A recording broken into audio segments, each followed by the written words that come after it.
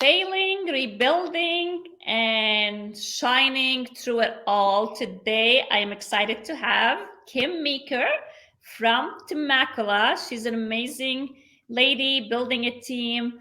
I had the privilege to meet her maybe a year ago and mastermind with her. And I've watched this lady, how strong she is, how vulnerable she is, and how successful she is as well. So, without further ado, I'd like to introduce you to Kim Meeker. Kim, thank you so much for being with us today. Of course. And thank you for having me. I'm excited. And I am excited too. So, as I mentioned, like what made me want you to have you on the show, Mhm. because me and you kind of like similar situation. We are building a team. Our team is small still. We're not kind of like those large groups of people that we have, and things looks so much prettier Mhm. on the outside than it is really on the inside. So take me back to, I know you had a team before, Mhm. and you that team kind of dissolved as you went Imploded. on. Yeah, diluted. Let's just be honest. And Actually, then three you went on times, this but whole that's okay. vacation, and now you decided to rebuild. So take me on that journey and what happened in the past. I know you had discouragement rebuilding a team. We talked about that on Mhm. Mastermind. So take us through that and tell me like what happened with your first experience as a team leader with your team.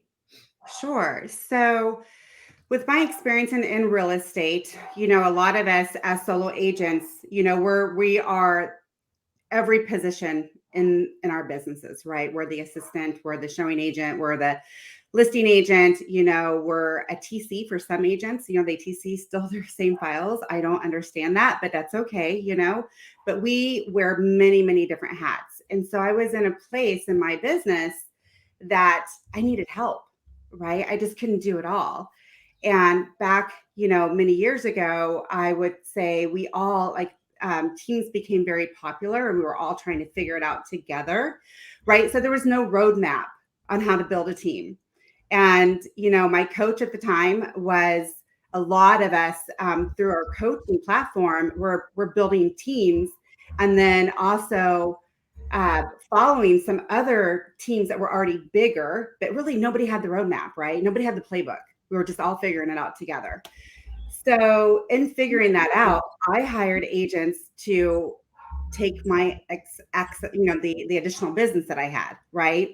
To and I wasn't even paying for leads at that time. I just had so many leads coming in organically from all my farming that I couldn't handle it all, right? And my referrals. So I went out and I picked agents. I seeked them out. I hunted, and I hunted open houses for agents, that I thought would fit my personality, right? And what I was looking for. And I picked some other agents, in different areas. And I wound up with, two agents. And that's how I started my first team. And there was nothing wrong or right, really. It was a growth uh, experience for all of us. But I hired now I know I hired the right people at the wrong time. Does that make sense? 100%. Yeah. And so in going through that growth, I also brought on other agents at the time because we started growing. I really got involved with Zillow very, very heavily and got a lot of leads with that. And then I needed more agents. And the agents that I had didn't want me to grow, right? They took it personally versus like, oh my gosh, we're growing. And that's all on the leader. I take full responsibility of that. But that was probably my first sign of failure, and I didn't know what to do with it, right? I didn't know how to handle that properly. So I just kept growing and just kept going in this direction, and not really focusing on why were they feeling that way and going a little bit deeper with that and helping them through whatever insecurities they were feeling at the time, right? So Mhm. that was the first fail forward. That's the first hiccup right there. That's the first hiccup for sure. Okay, so your team ended up, you had how many agents you had at that time? Gosh, I think at that time I got up to almost 8. I think I had 8 agents. I did have one admin at the Okay. time and then my coach. And I believe everyone else left. Yes. Everybody left in that team. Everybody left and then I rebuilt again, kind of just, but all I did, Rima, what I did is I just brought people back on. I just recruited on. I didn't fix the foundation. There's if you don't have a foundation, I thought I had a foundation, right? I thought I was the foundation, right? And so doing that, I didn't fix the problem. So I was exhausted because I was doing all the production. I was prospecting. I was leading, right? I was leading by example and hoping that people would follow me because I thought, well, if they just did like an eighth of what I do, I mean, I know that sounds really small, but we do a lot in our industry, right? We do a lot in our business. Just by default, they'll be successful. That's what I thought, right? Just lead So by you wasn't example. intentional with it. You just followed the kind of the path of everyone was doing, Hmm. wishing it will work for you. Yeah, yeah. Okay. And that failed. That failed. Yep. It failed because you know why? Because I was so exhausted. I just had to break up with Busy. And I actually posted that on social media. I was like, I'm breaking up with Busy. I'm done. I'm done throwing in the towel. So that team disappeared as well. And then you became a solo agent. You I said, did. I'm not doing it anymore. Hell with the team. I'm going all solo. I don't need anyone. I got it. I got this. Right. Yeah. Yeah. So how did that work for you in that for how long you stayed solo? So what I did at that time is I had to really step back and evaluate everything. I had to take a look at myself, my growth, my family, right? Because a lot of times we forget about our family. And Rima, I know you have 3 children as well. I have 3 boys, and my boys were all very, very involved in sports, very heavily. And I'm a wife. My husband works a lot as well. So I had a lot to consider. And I think I had put my family last. And that was really hard for me when I stopped for a minute and I was like, oh my gosh, what am I doing here? Like, I put my family literally as the last button on the shirt. And that one, everything, all the other buttons went, and that was the only button that was still tight. And I had to go back to my family. I had to get back to the basics. I had to find out where's my foundation? Well, my foundation is my family. Got it. So is that what motivates you to restart the team? So really what I did is so I really took a step back. I even left my brokerage because I needed to cleanse. I needed to take everyone. I needed to restart, right? And I left my brokerage. I'm a broker, so I went off on my own, but I had to clean all the junk and the sparkly stuff out of my brain, and I had to press the restart button. I had to find out what it was that I really wanted to do. Did I want to be solo? Did I want to, start my own brokerage? Did I want to build a team again? Do I even want to do real estate? Like I've been doing this, Rima, and I started in the mortgage industry in 86, Wow. you Long time. know, a long time. And I've been hustling since then with no break, like full throttle the whole Yeah. time. Yeah. So when I did that and stepping back, what I also recognized very quickly is whether I chose to be solo and do the whole admin support, because I had to have admin, right? I have too much business for me to just be solo, right? I can't. It just wouldn't work. Or do I want to build a team? And if I want to build a team, what does that look like? So what I did is I really seeked out people that I wanted to be around. Like I needed to fill my bucket with those that were bigger and much greater than me.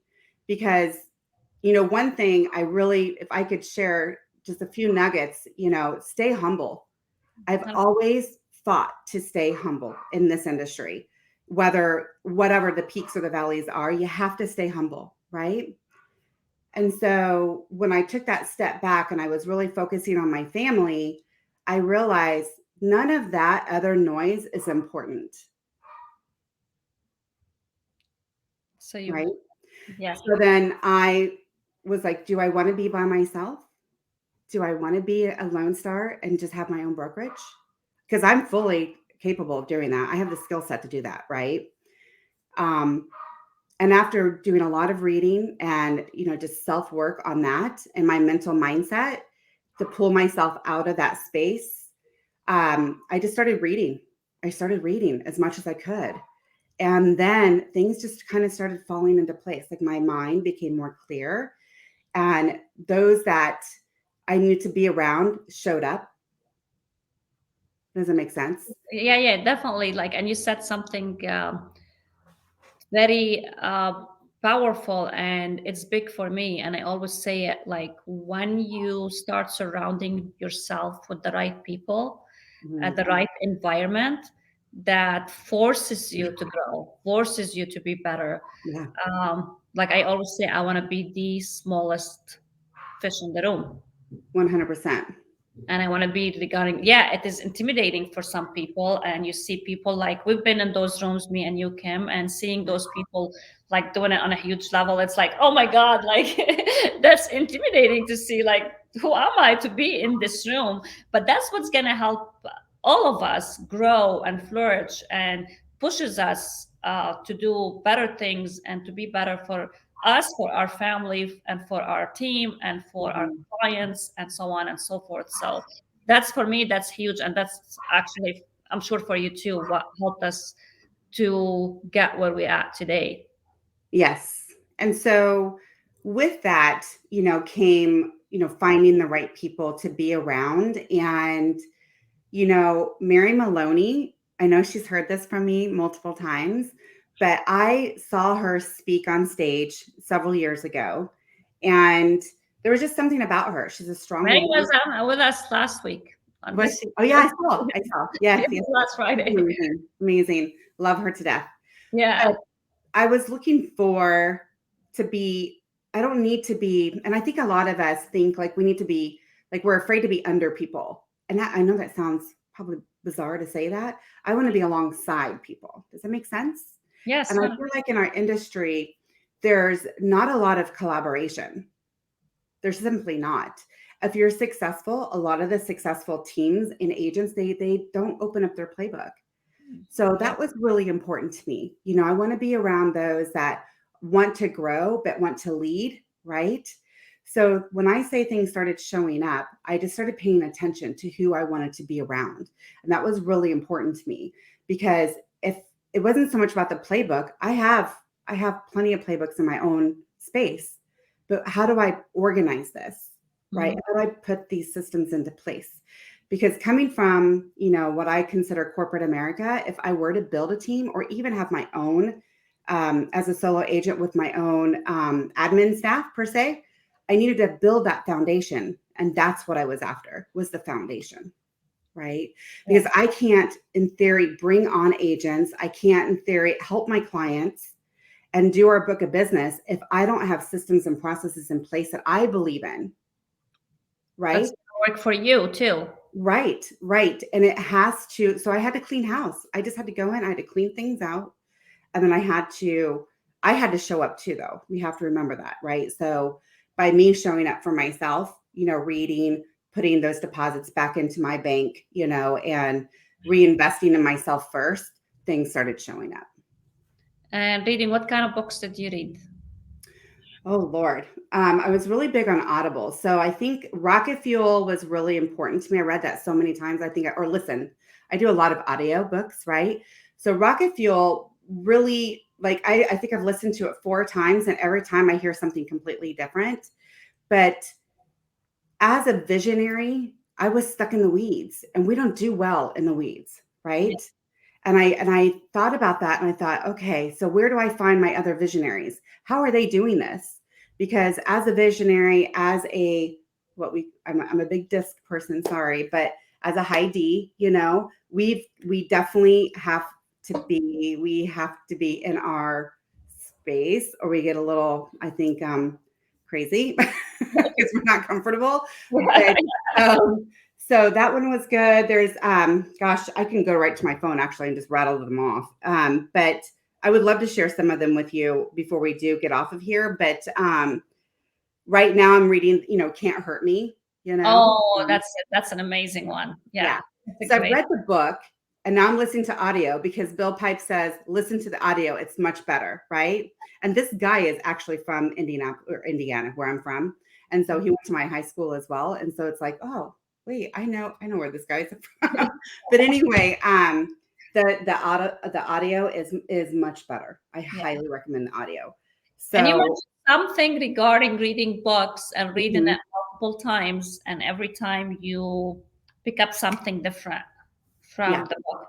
It's yeah, the same thing when we kind of like put ourselves in those rooms, yep, even though if it's the same people, every time when I go to mastermind or go to seminars, every time I pick up, maybe I've heard the message before, but it mhm, just means something different to me, or yeah, and somebody's you doing receive it it a different differently. way Yep. that I come in and I implement it in my business, because Mhm, every business is different. You run your business different than I do. mhm. I mean, everybody else has their own niche, their own style, how to run their business. It just, we have to kind of like sit in those rooms to figure out what we can bring home that's going to work for us, even if we edit it or change it a little bit or tweak it.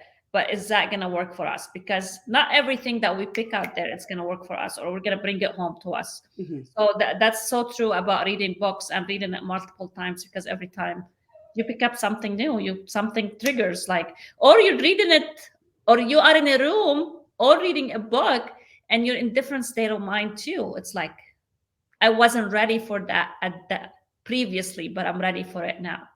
Right, right, right. So the first book that when I was going through that, I actually downloaded was Girl Wash Your Face. I don't know if you've read that one, Uh-uh.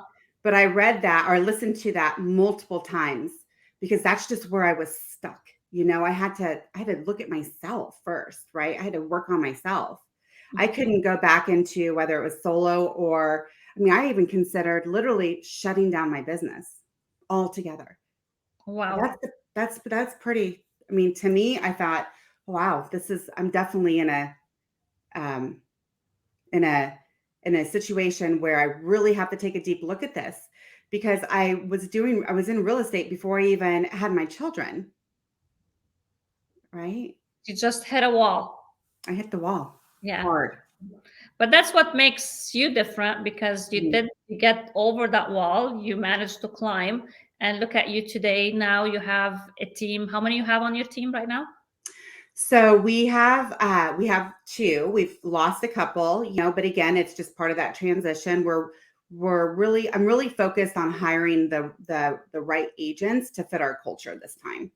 And I'm being very, very protective of that because one thing I've noticed going through the other, transitions is that not everybody has to have, and I don't like nobody, we don't all have to have the same goals, right? We don't all have to be the same people or personalities. Just the common denominator in my core value is give. If you're in a place where you're humble and you are always willing to give and be a continuing student, that's like the number one match for me to meet our culture, Yes. right? And it doesn't, for me, like, I learned from my mistakes too. I mean, it does not have to be top producers, because No. John says it best. Sometimes your top producers are the people you need to get rid of on your team, Yeah. Yeah. because they're not the right fit somehow or another. So that's definitely like, with me, I've lost I've lost agents. We recruited agents, and that's the same thing. It's a struggle every time, and we just want to make sure it's the right fit again for us and for And what for them. what we're trying to create and what we're trying to build. um, and I know building a team, from my experience, it's not as pretty, it's not as easy. It's a lot of work, a lot of time a lot of time to be spent with those agents that you're bringing along Mhm. with coaching and setting them ready. Um, why for Kim? Why the team? Why didn't you leave yourself as a solo agent? Sure, that's a great question. And so going through all of the personal work that I was doing and trying to just trying to get back on the tracks, right?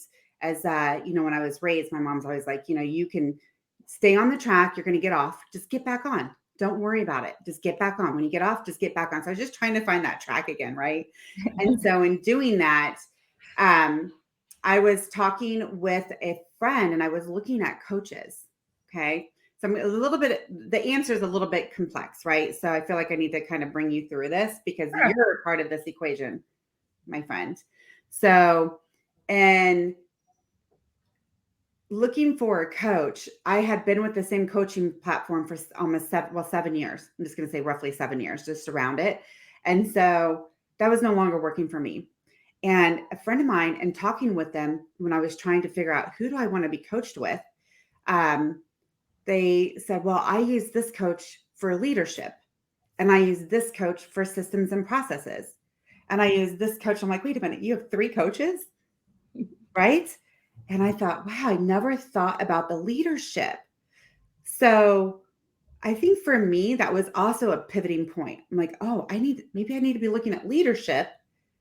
And then the leadership, if I get around people that are leading and leading the right way, I can lead these agents that I choose if I choose to bring on a team. Again, mind you, I was not even going to consider doing a team unless I have the systems, the foundation, and the leadership to be able to provide these agents. I'm just not going to do it, right? Because that is my responsibility to these agents. If they trust me to lead them, then I feel like I need to provide them that foundation. That's always been the thing for me, right? So hence why, and this could be a whole nother, time, but hence why I joined EXP, right? Because they have a platform and they're smart. They've put it together for us to be able to build and help those build their business. So the answer to your question is when I connected with you and we went to Tahoe for John's event last fall, one thing you said to me is, I want to be here and I want to be here and I want to be here. And I'm like, okay, I got to get there to where I feel confident enough to execute that and to say that with conviction, right? Because I used to be there. I had to find that. And I remember I told you, I said, oh, I'm just not ready yet. I'm not ready yet. And you're like, well, I'm doing this. I'm like, okay, that's great. And you're like, I want to be out of production. I want to lead. I'm like, you know what? And I really listened because the light, like I felt some warmth with that. And I thought, yes, how do I get there? Yeah. Right. And I never even admitted to you that, but I was listening very closely. And so after I left, I thought, okay, now I have vision. I want to be out of production. I have so much knowledge and such a heart to help other agents grow their business. Remember, I told you I got stuck in the weeds with the prior teams because I was always trying to help them understand how to build their business. But the Right. way the team was set up at that time was what I consider a team, not a team brokerage. So a team is where to me, you have like my team name was Kim Meeker Realty Group. So I always felt like the agents, after they were with me for a year or 2 years, they felt like they were building Kim Meeker's business, right? Right. So when I decided to bring on the team, I dropped the Kim. It's Meeker Realty Group. You come on, and I'm going to help you build and figure it out how to be successful in this business and be a successful real estate agent. And Yes. that's when I decided to have that shift and to start building a team again. Yeah. And that I took a year and a half to build those processes, though. Right. Right. It And wasn't overnight. piggyback on that a little bit. We're both, with me and you, were still heavily in production. Mhm. Um, and I, to get to a point to be out of production, like when I tell people I want to be out of production, it's a heavier job and responsibility on us to Mhm. be out of production. So like people, they don't get it because having a team, it's full-time job. Yeah. and we We're work already full time. exactly. So And it's it's expensive. Let's not forget the expense that goes into building those platforms, a yes, platform for what I consider myself as a team brokerage, right? I'm a team. Come on, we help you as a team, and this is what our value is as a team brokerage, right? And so I feel a lot of teams are moving towards that team brokerage. Let me help you build your business, right? I'm a broker. I'm also a team leader. exactly.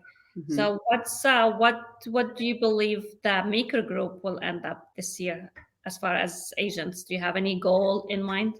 I do. I do. Thank you for asking. So, right now we have 5 new agents coming in. Hopefully, they're lining up. We're onboarding, getting in that process of onboarding them now. So the goal is to be. I would really like to see us between 15 and 20 agents by the end of the year. Nice. Yeah, yeah. And as far as, do you have any collectively units volume that you are trying to reach? So right now, again, we were talking about how we're heavily in production. The production that's on the table is my production. So we're right around 28 right now. But again, we're growing, and so these agents are in training and they are producing. I have a very systematic process they have to go through. So yeah. Perfect. And what's the end goal for Kim Meeker? So the team, not Kim Meeker, but for the team, because they will be producing. The goal is to do. We should be able to hit right around 150 to 189 transactions. Nice, nice. Yeah, And when are you planning to be fully out of production? 18 months. Let's go. Let's Let's go. I'm do gonna it. hold that. I know you will too. But 18 months, and 18 months from January 1, actually. So not 18 months from today. Awesome. So yeah. And I don't know how I came up with the 18-month time frame, you know. I just feel like uh I don't know, maybe that's cliche, but I just, 18 months is my number. That's awesome. That's awesome. Yeah. Yeah. What do you do for fun? That's a hard question because I don't get a lot of fun because we're behind the scenes all the time. So honestly, what I like to do for fun is I just love being around my boys. And truthfully, if I can get time to be at home and to be in the backyard, I have a green thumb. I really enjoy being around my plants, and my dogs and my boys. I love to go down to the beach and hang out. We like to rent, an Airbnb here and there and go down to the beach and hang out. That's our summertime. And that's really what I do for Like, fun. Sounds like boring. you're not too far from the beach, right? Temecula? About 30 minutes. I tell you, as it used to be like 20 minutes, but the traffic is getting so bad. So it may be 45 minutes nowadays. I mean, we're here in Temecula, so we're in Southern California. That's amazing. One last question. How are you with the changing market? It's changing everywhere with the interest rate. Mhm. I know lots of our agents work, especially my agents, work heavily on buyers. How you overcoming these objections with buyers, with your agents, and with the higher interest rate? There's a lot of buyers that they are kind of pausing, Okay.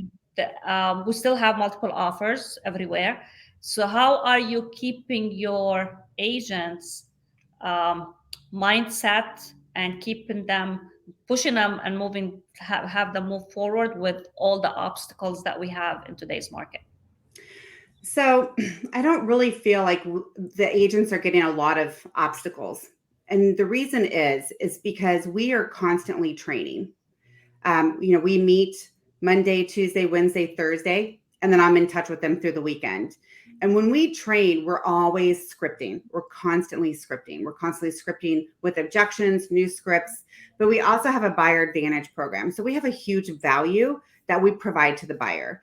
So by going through that and showing the value to the buyer of what we offer, we gain their trust, right?